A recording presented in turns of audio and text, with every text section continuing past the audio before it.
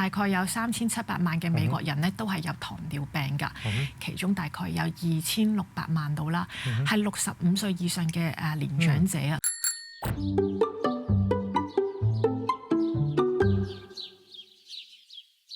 歡迎大家收睇由安樂居呈獻嘅不老80。唔知大家知唔知啦？全美咧原來有70%嘅糖尿病病人咧都係長者嚟嘅喎。咁如果真係得到糖尿病啊，喺飲食方面咧，啲長者要注意啲乜嘢？咁仲有咧就係血糖高啊，究竟會唔會有啲咩症狀？大家可以睇到咧。今日咧好高興咧請嚟咧就係 IOA 嘅註冊營養師 Tiffany Wong 咧上嚟同我哋講下呢個題目喎。Tiffany， 多謝你上嚟又同我哋傾偈啊嚇！上一次我哋講過咧，就係話老人家都有好多唔同嘅疾病，而唔同嘅疾病咧都會有唔同嘅營養嘅一啲分配啊，或者一啲計劃俾佢哋啦。嗱，今日我想講咧，其實好多長者都會佢係10大病症之一嚟㗎啦，啲長者就係糖尿病。嗱，好多人咧有糖尿病嘅話，喺飲食上面咧都要好小心嚇。嗱，咁我哋今日就專登請阿 Tiffany 上嚟講講喺營養師一個角度點樣幫到糖尿病。我知道咧喺食嘢方面係可以幫到好多。嗱，首先我哋不如講講乜嘢係糖尿病先好嘛？其實糖尿病嚟講啦，佢係一個慢性疾病，佢會影響得到咧我哋嘅身體點樣將食物轉換為能量呢個方式㗎。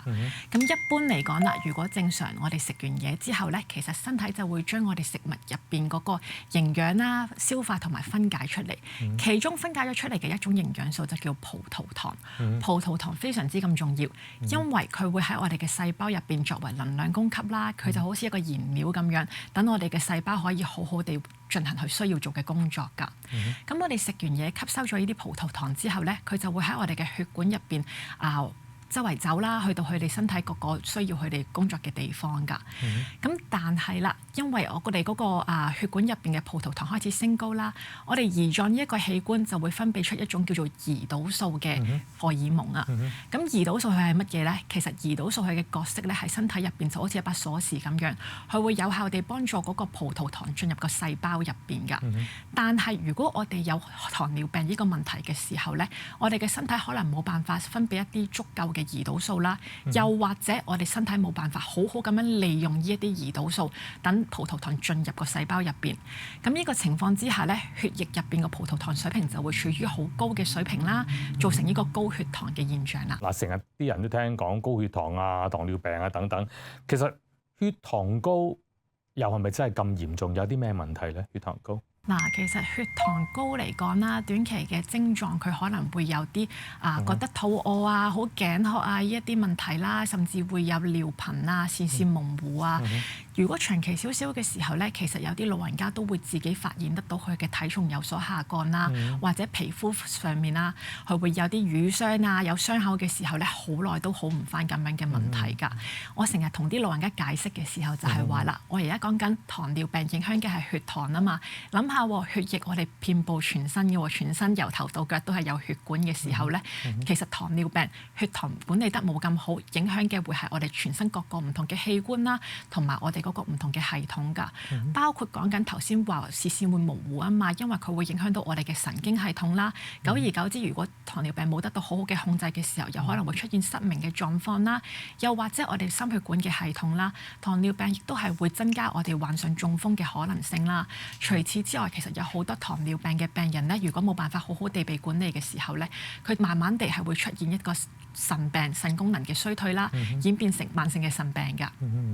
多謝大家咧，就支持我哋呢個不老80嘅節目。咁大家如果睇緊電視嘅話咧，你又想同我哋直接互動咧，記住可以掃一掃呢個二維碼。咁仲有另外咧，如果而家睇緊 YouTube 嘅朋友咧，記住睇睇下邊嘅資料，亦都可以係連結到我哋噶。咁記得點讚同埋訂閱啦。有冇一啲即係數據啊？其實究竟而家我哋美國全世界喺糖尿病方面咧，係有幾多人患上糖尿病？咁點解係咁嚴重咧？大概有3700萬嘅美國人咧都係有糖尿病㗎。而長者嚟講，點解咁需要注意咧？因為其中大概有2600萬到啦，係65歲以上嘅年長者啊。咁其實呢個數字啦，講緊嘅係大概每2個年長者入邊咧，大概就會有1個係會有糖尿病前期啦，之後發展成糖尿病嘅可能性咧，亦都係會有好高嘅可能性㗎。我哋自己點知道我哋有糖尿病先？其實糖尿病嚟講啦，最容易檢測得到嘅方法，當然係去做家庭醫生嗰個定期檢查嘅時候咧，基本上呢一個因為係好容易發生嘅事，咁所以咧基本上都會去同你檢查一下你嘅血糖水平係點樣嘅啦。大致上嚟講啦，如果你係處於一個正常嘅水平嘅時候咧，你測個血糖指數未食飯的話，就會係大概70到100咁上下，甚至食完飯之後你嗰個血糖升高咗咧，都係大概140咁上下㗎啦。咁但係啦，因為單就呢個血糖水平嚟講啦，佢係比較容易受到各種唔同嘅因素影響㗎。咁我哋好多時候會做呢個測試嘅時候咧，亦都會測一個比較平均嘅血糖測值，咁嗰個叫做 A1C 啦。咁嗰一個數字咧，可以顯示到我哋喺最近3個月內血糖嘅平均水平㗎。如果 A1C 嗰個指數係低過5.4咁其實就係健康啦，冇問題啦。咁但係如果係介乎5點幾去到6.4呢個數字嘅時候咧，其實已經叫做係糖尿病嘅前期㗎啦。高過6.5的話，已經係確診糖尿病㗎啦。